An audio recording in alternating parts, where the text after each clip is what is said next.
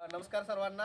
आज आपण महाराष्ट्र शासन कृषी विभाग, कृषी तंत्रज्ञान व्यवस्थापन यंत्रणा आत्मा आणि कृषी विज्ञान केंद्र नाशिक यांच्या संयुक्त विद्यमाने तालुका कृषी अधिकारी पेठ कार्यालयाअंतर्गत मंडळ कृषी अधिकारी पेठ यांच्या मार्फत आज आपण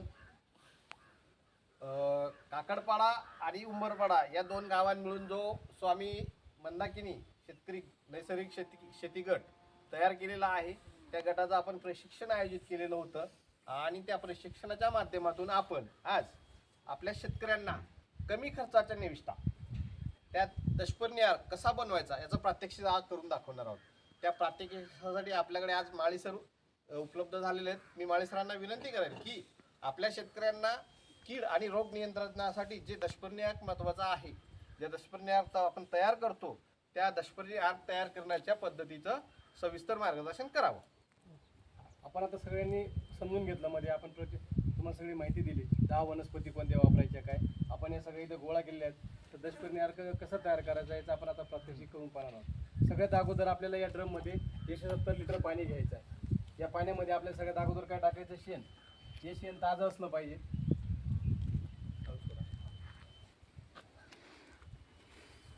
त्याच्यानंतर शेण टाकल्यानंतर आपल्याला टाकायचं आहे गाईचं गोमूत्र.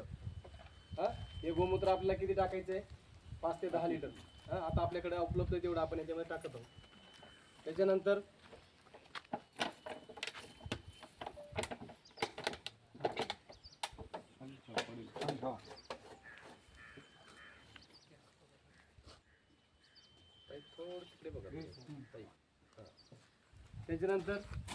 हे आहे कनेर.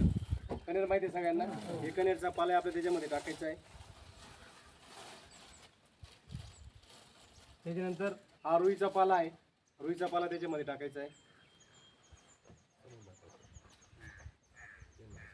त्याच्यानंतर ही गळवळ, तुम्ही गुळवेल ज्याला म्हणतात, ते गुळवेलचा पाला किंवा त्या साली अशी ठेसून घ्यायच्या पूर्ण वेली आणि ते आपल्याला टाकायच्या.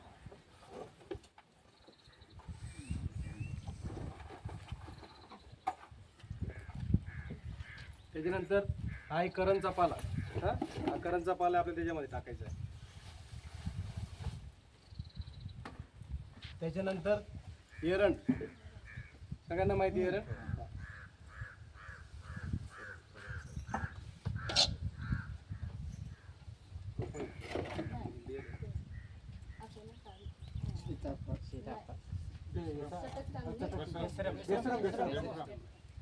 तर याचं किती प्रमाण आहे, कडुलिंब 5 किलो आणि सगळ्या वनस्पती आपल्याला 2-2 किलो घ्यायचे.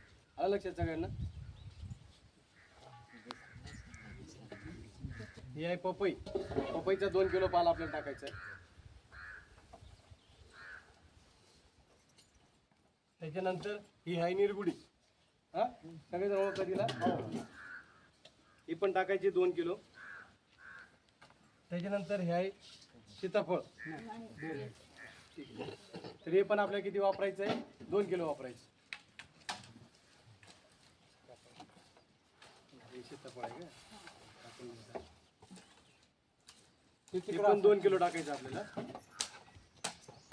त्याच्यानंतर काय आहे, कडुलिंब. कडुलिंबाचा 5 किलो पाला आपल्याला टाकायचा आहे. लक्षात घ्या, सगळे वनस्पती टाकताना आपल्याला अशा टाकायच्या आहेत. सगळा पाला काड्या काढून घ्यायच्या, फक्त पाला आपल्याला त्याच्यामध्ये टाकायचा.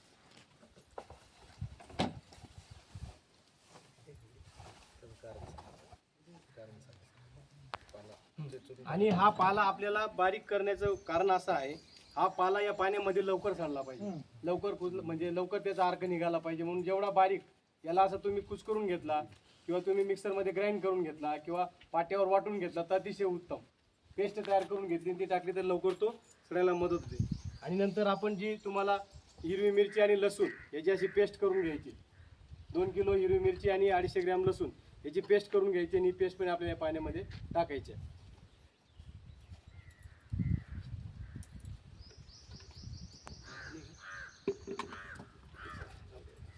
आणि याला या पाण्यामध्ये रोज सकाळ संध्याकाळ आपल्याला, हे बघा, सकाळी 15 मिनिटं, संध्याकाळी 15 मिनिटं. सुरुवातीला असं ढवळायचं, डाव्याकडून उजव्याकडे ढवळताना एवढं ढवळायचं की याच्यामध्ये भवरा तयार झाला पाहिजे. आलं लक्षात. भवरा तयार होण्याची प्रक्रिया यासाठी महत्त्वाची आहे की जेव्हा इथं भवरा तयार होईल पाण्यामध्ये, तेव्हा एक प्रकारची ऊर्जा त्याच्यामध्ये तयार होते आणि त्या ऊर्जेमुळे याचं जीवाणूची ॲक्टिव्हिटी वाढते. जीवाणूची ॲक्टिव्हिटी वाढली की हा अर्क लवकर आपल्याला तयार व्हायला मदत होते. म्हणून सकाळी जेव्हा तुम्ही ढवळायला जाल तेव्हा त्याला सुरुवातीला असं ढवळायचं आहे आणि थोडा वेळ उलट्या दिशेने ढवळायचं आहे. सकाळ संध्याकाळ ढवळायचं. याला बारदाण्याने झाकून ठेवायचं आहे. साधारणतः 3 आठवड्यानंतर 21 दिवसानंतर किंवा जास्तीत जास्त 1 महिन्यानंतर याचा अर्क आपल्याला 100% तयार असतो. आपल्याला गाळून घ्यायचं फडक्याने आणि गाळून आपल्याला जे आपल्याकडे ड्रम असतील छोटे त्या ड्रममध्ये साठवायचं आहे आणि तिथून पुढे आपल्याला पुढचे 6 महिने याचा वापर आपल्या पिकाच्या कीड नियंत्रणासाठी मोठ्या प्रमाणात करता येतो. आलं लक्षात सगळ्यांना? म्हणजे हा दशपर्णी अर्क प्रात्यक्षिक दाखवायचा उद्देश एवढाच आहे की जोपर्यंत आपण डोळ्यांनी पाहत नाही, जोपर्यंत आपण हे असं करायला प्रवृत्त होणार नाही, त्यासाठी हे प्रात्यक्षिक आज महत्त्वाचं आहे. तर हे सगळ्यांना आपण आत्तापर्यंत फक्त ऐकून होतो, पण आज आपण प्रत्यक्षात प्रात्यक्षिकही करून पाहिलं आहे. आता तुम्ही गावात जेव्हा इथं याल तर कधीतरी 1-2 दिवसांनी इथं येऊन बघत जा काय चाललंय, दशपर्णी अर्काची प्रक्रिया कुठून आलेली आहे.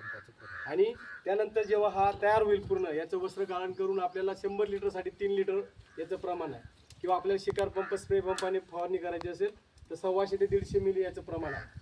तर तुमच्या पिकावरती रस असणारे किडी असू द्या, आळी असू द्या, पांढरी माशी असू द्या, कुठल्याही किडींसाठी आळीसाठी हा रामबाण उपाय तुम्हाला तुमच्या नैसर्गिक शेतीमध्ये वापरता येईल. कळलं सगळ्यांना? धन्यवाद.